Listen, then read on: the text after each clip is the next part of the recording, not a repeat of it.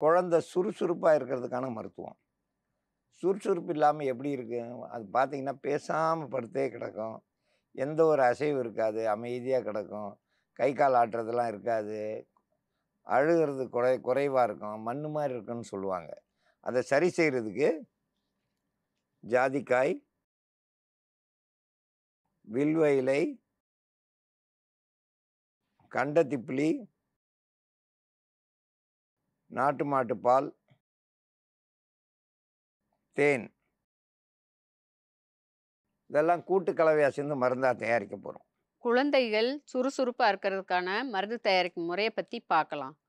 அசைவு இல்லாம படுத்திருக்கும், ரத்த சோகை அந்த மாரி இருந்தாலும் கூட அது சரியாயிரும். நரம்புகளையும், ரத்தோட்டத்தையும் நல்லா தூண்டி விட்டுருச்சுனாக்கா, அதுக்கப்புறம் குழந்தைகள் வந்து சுறுசுறுப்பா இருக்கும். சுறுசுறுப்பா இருக்கிறதுக்கான மருந்து தயாரிக்கும் முறைய பத்தி பார்க்கலாம். வில்வ இலை சாறு கொஞ்சமா எடுத்துக்கிறலாம். கண்டத்திப்பிலி 1, ஜாதிக்காய் 1/4 பங்கு. இந்த பொடி சிட்டிகை அளவு கூட சேர்த்துக்கிறணும். நாட்டு மாட்டு பால் கூட சேர்த்துக்கலாம். முறிச்சு எடுக்கணும். இப்போ நல்லா கம்பி காஞ்சிருச்சு, முறிச்சு எடுத்துடலாம்.